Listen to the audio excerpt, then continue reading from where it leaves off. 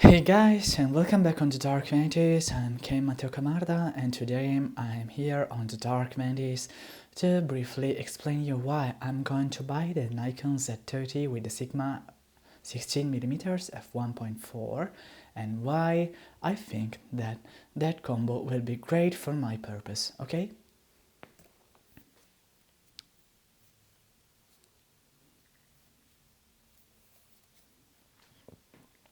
So, briefly let me explain. I own the Sony ZV-E10, which I'm filming with right now, with the Sony 16 to 50mm.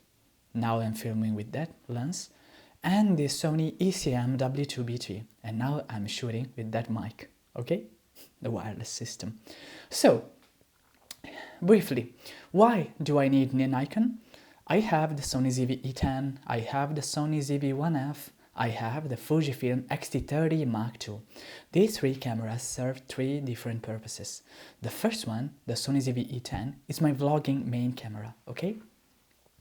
I bring it with me to make brief videos, to make my reviews, to make my tutorials, to make everything as simple as I can, but with the possibility to exchange lenses. For example, I have also the TT Artisan 27mm 2.8 AF or the Pergear 10mm f8 or the Photozy 35mm f1.6. These three lenses with the 16 to 50 kit zoom are my compact and pocketable setup, okay? I can bring them with me. The other solution is the Sony ZV-1F, and that's my the most pocketable solution, so it really fits in my jeans pocket, in my trousers, in my jacket, in my shirt pocket even, because it's really small and compact. The fixed lens 20mm f2 equivalent to full frame is really great, and I use it for some of these purposes that I mentioned before, but at the same time I use it also for behind the scenes, BTS, okay? So that's my main goal, and that's why I own the ZV-1F, also because it provides the creative looks, which are not available on the Sony ZV-10, which has the old creative styles that I even like. For example, sunset, retro photo picture effect, soft high-key, high contrast black and white, and especially sunset and retro photo are one of my favorites, okay? And they are no longer available in the new Sony cameras. The ZV-1F has on the other side the FL, IN, SH, NT, okay, these, and they have also new parameters, clarity, shade, and blacks and whites, you know, shadows and highlights. These are the parameters that I want to modify to obtain a certain look, okay? Extreme desaturation or more shadows and going on. So, the Fujifilm X-T30 Mark II has the Fuji XC15-45, the 7 Artisans 35mm f1.2 version 2, and the Pergear 10mm f5.6 5.6 fisheye manual, okay? So that camera is my main photo camera for portraits, for landscapes. It helps me to make cinematic slow motions as 240 fps, 10 times slow motion, the bitrate, the DCI cinematic, you know, 17:9 aspect ratio, and then it provides me the possibility of unlocking many creative possibilities with the film simulations and film recipes. Its white balance is different than Sony's one, so honestly I believe that the X-T30 Mark II is a different beast for my purposes. I own it specifically for narrative purposes, for trailers, for book trailers, because I'm also a writer, and that's why I like it very much. I didn't buy the Fujifilm XM5 because it doesn't have IBIS, or the XS10, XS20 because they don't have the retro charming look of the X-T30 Mark II. Now that the X-T30 Mark III is available, I'm not going to upgrade because the only things which are missing in my X30 Mark II are the film simulations, nostalgic nag, and real ace, and the other things are something more that I don't need for that camera, because it's mainly a photo camera for my use case and a video camera where I'm behind the camera, so not like this. It's not for vlogging, for talking heads,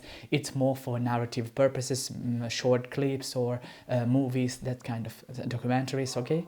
So there's Nikon. Why Nikon? Nikon has never been my first choice. Recently, I have been really interested by the Nikon ZF, for some time Nikon ZFC, ZFC as you, whatever you want to call it, and then Nikon Z5 Mark II, Nikon Z6 Mark III, okay, and recently in September of 2025, the 9th of September has been released the Nikon ZR in collaboration with Red, a 4-inch flip-out screen, huge, red color science, the LUTs, and all its features, okay? So the 32-bit float audio, they are really interesting. But for my use case, honestly, I really would like to have the Nikon ZR, but they are expensive. And Nikon has not been my main brand, which I have been loyal to. I honestly admire Canon, and one day, in my ideal setup, I would like to have the Canon R5C Mark II, probably will be released in the next years, so that's why I really would like to have that, and Canon is the beast, with the B in capital, okay? So Nikon has always been my main workhorse. I want to have it, it's my achievement, the final solution. Maybe one day I will try Fuji GFX, maybe, for example, GFX 100S Mark III in the next years, because now I'm predicting maybe one day I will buy the Sony A7S IV, probably, because it is the low light king, will keep its status, and then the Lumix S5 Mark III X, okay, S5 3X will be the beast for the reportage or documentaries, events, that kind of video purposes.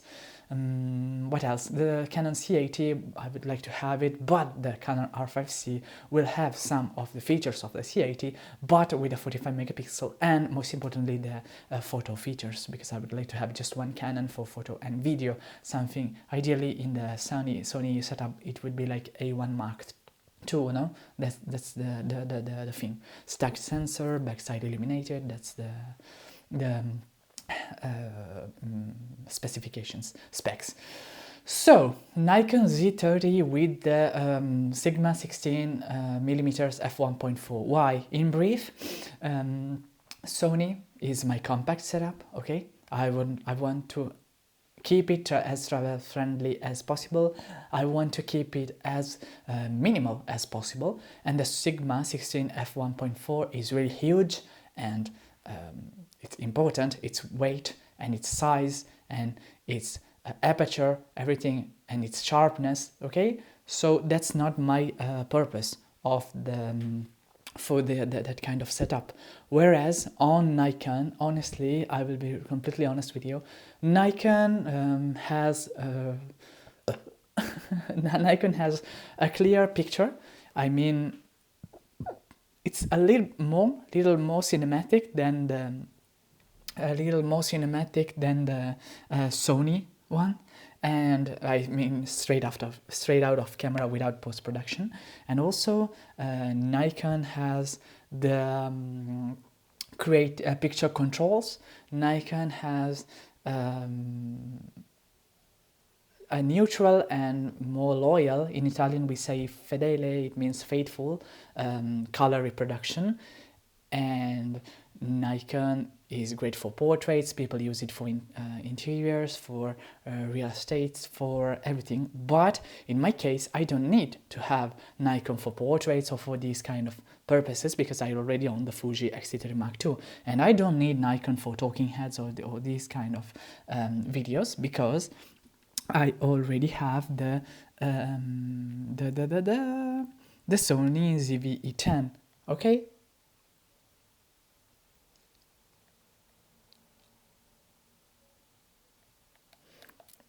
So The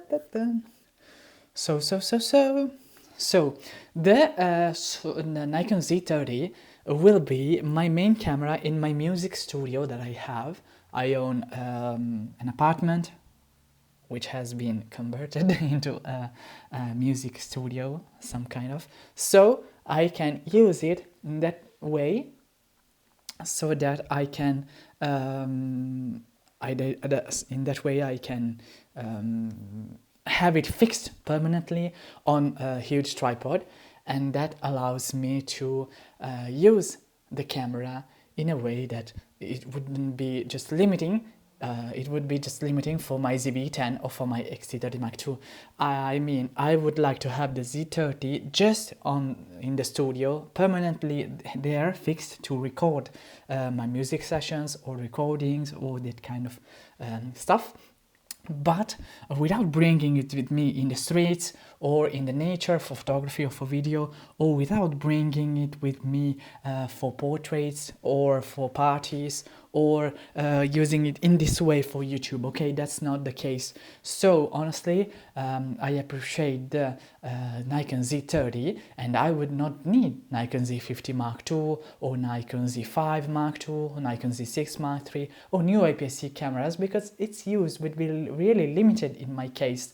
I mean, it would just be a kind of permanent setup, desktop setup, no? So on a huge tripod, very tall tripod that I have at home. It's not like a mini tripod that I'm holding right now on my hand. So the Nikon Z30 will be cheap, because I will buy it when the Nikon Z30 Mark II will be released. And so the price of the Z30 will even go down, so the price will drop exponentially, and so I will have the possibility to buy it without spending much money, and that money will be invested in the Sigma 16 f1.4. Okay, what else? The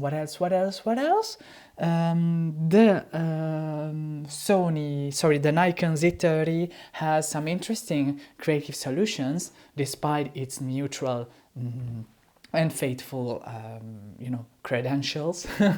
So people say Nikon is neutral, Nikon is great for skin tones, Nikon offers the most faithful colors, they are really true to life. But I don't need only that, because Nikon has its hidden gem, which are the picture controls. They are different than the Fujifilm simulations, and they are different than the Sony creative style, so creative look, and they are different than Canon. Okay, so they are particular, they are really creative in some ways, and they can be used, for example, for my music videos that I will make in the studio. For example, I am saying something about the dream, or pink, or denim, or pure. These are the bleach.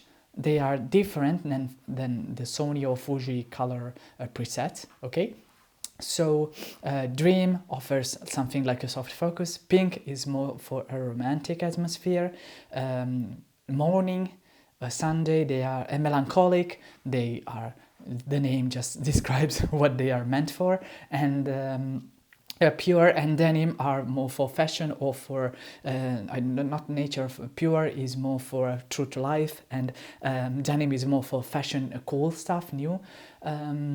Bleach is different than bleach bypass by Fujifilm, because bleach is less contrasted and more velved, it's like more if you have a mist filter on. So bleach, it will be just not black and white, but again it's different because the Eternal Bleach Bypass is really like a metallic. It's based, like, for example, on Sparta 300, as you know, the movie, or vampires or zombie movies. They are sometimes based on the Eternal Bleach Bypass. I mean, not exactly Eternal Bleach Bypass, but the look is similar. So this kind of bleach offered by Nikon is different, and so I'm curious to try them, but only with that lens, because I don't need to use Nikon with, for example, 50 to 250 Sigma, the Nikon version, or Nikon kit lens 16 to 50, or Nikon 12 to 28, or 50mm f1.8, or TT Artisan or 7 Artisans or other Chinese companies, third-party cheap lenses, manual focus or autofocus lenses.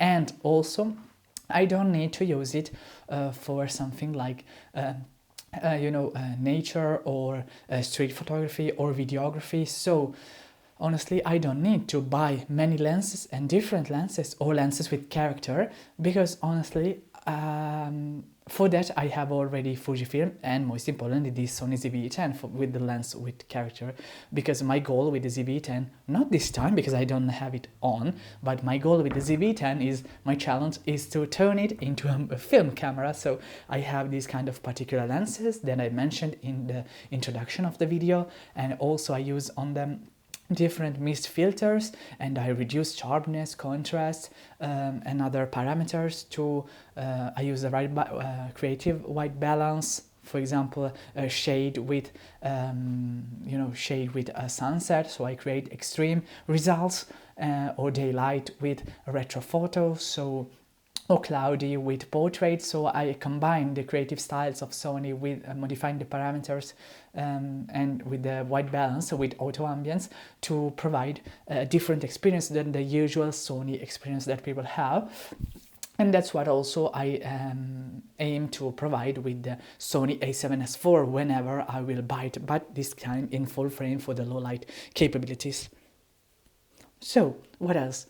Fujifilm is my one and only. So the Nikon Z30 will just be my camera for the record session, because I honestly am bored and I would not like to bring always with me, for example, this Sony camera, and to mount it on the tripod, and to fix and to put the right creative style, the right white balance, the ISO and everything, because I just want comfort, and for me it's important to be quick. So when I bring friends or other people, or even if I'm alone or in that studio, I don't want to bring with me other stuff, because I am doing it right now. No, I'm bringing the ZV-10 or the Fuji X-T30 Mark II, and I have to set the right lens, the right setup, and to mount it on the huge tripod, and to put it on the right angle, for example, this way, So it's not easy, but it's not also impossible. But having a dedicated camera, in this case the Z30 with the Sigma 16mm f1.4, with me, it really much easier and quicker and more comfortable, and more even inspiring, faithful, because having Nikon with its own creative picture controls and its way to represent the mood, the colors, the vibes, it's not vintage, it's not digital, it's not the Canon power, but it's different. It has its own legacy and its own creative modes. So Nikon Z30 will be enough for me, even if it doesn't have the right, the newest, latest autofocus, even if it's not backside illuminated, even if it doesn't have the IBIS, even if it doesn't have the EVF, or the greatest screen ever, or something else, even if it's not full frame, because I need something. Why? Because I need something really not compact, but really comfortable to just put there on the tripod to record whenever I need it. So in other words, I'm not justifying the purchase. I'm not saying it's just curiosity for Nikon, because I have never owned a Nikon camera, but the thing is really a material, it's really concrete, it's really a necessity more than a dream, okay? So it's not like having the dream to own a Fujifilm camera, because when I own and I use the X-T30 Mark II, I'm immediately inspired and I feel in the mood, and I receive the right vibes from the camera and through its lenses, okay? And when I look at the images, I feel immediately that they are more interesting than whatever I have, the alternatives, or when I look at its videos and slow motions, I immediately feel in the mood of the movies and films I I feel as I'm in Vikings, in Dreadful, in Gotham. So as you can understand, I can really use them, because people say, usually it's something that people always say, it's not the camera which matters, but the person who is behind it. But it's not always the case, because also the camera, the tool that you own, that you hold and that you use matters, because it just gives you the right mindset to use. For instance, when I use this Z10, I know that I cannot achieve the results that I have with the X30 Mark II Fujifilm, okay? But also in the opposite direction. When I use Fujifilm, I know that it's not the greatest for talking heads or for this kind of content that I'm doing right now, for a long series of motivations that I'm not going to explain you right now, because I already treated them in other videos on the channel. But at the same time, the main question is it really worthy to have another system, Nikon, for my workhorse, or should I buy, for example, a Sony a6400 or a6100 and just set it there, for example, with the Sigma lens in my studio? That's the question, no? And my answer is yes, I want Nikon, because I want that kind of colors, that kind of creative picture controls, and that kind of new experience, but only in the context of the studio, for music, for recordings, not for narrative, not for vlogging, not for talking heads. So I just want to go there, switch on the camera, put the files, put the right direction, the right angles, and then shoot photos and videos and slow motions without thinking about other systems. So I do not want to, my plan is not to take the Z30 and put it alongside the ZV-10 or the X30 Mark II or the ZV-1F and try to match the colors and the image representation. That's not my goal. My aim is to just differentiate the use cases. So the ZV-10 will go out with me when I go in the streets and in the nature and everywhere else. The X30 Mark II will be my narrative creator, and the ZV-1F will be my travel companion when, for example, I go to holiday, or I just need something really portable to take out and shoot instantly, for example, in parties or in other situations when I cannot allow myself to change lenses or to think twice about what I want to obtain through that kind of vision. So the Z1F is just you take out and you shoot slow motion normal videos in 24 FPS to 4K, or photos, pictures instantly, and you have the bokeh with the defocus button, or you have the I honestly don't use the product showcase mode in that camera, but you have the contrast-based autofocus, but it's enough because the 1-inch sensor is easy to focus with. So also in low light, f2 is decent, not great, but it's decent on the 1-inch sensor, so it not usually gives me problems, it's just decent, okay? So I can integrate the Z30 with the Sigma 16mm f1.4 straight in my workhorse, in my system, because it just will be the housekeeper, for example. It just will be in my not collection, but it will be there separated from the other cameras. So I can use the two Sonys together to create something with two angles and match the colors, or even don't think about the colors because both are Sony, so the look will be similar, even if the sensors are different, the sensors. But the Nikon Z30 will be individually in its own way. So to conclude the video, I can just suggest, don't do what I do, just listen how I think about these things. So how the reasons why I decide to purchase something. That's not an invitation, buy the Z30, sell the ZV-E10, or use the Z30 because it's better or it's worse. No, they are just different for different use cases.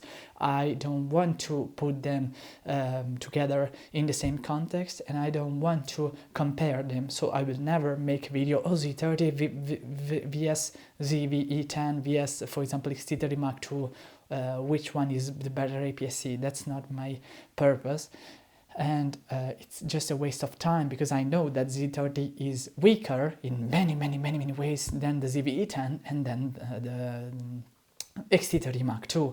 But at the same time, the Sony ZV-1F is even more powerful than the Z30 in some cases, because as I said, there are many ways that you can use every camera that you own, that you do plan to buy, or that you had in the past, or that you rented, to different use cases and to different scenarios.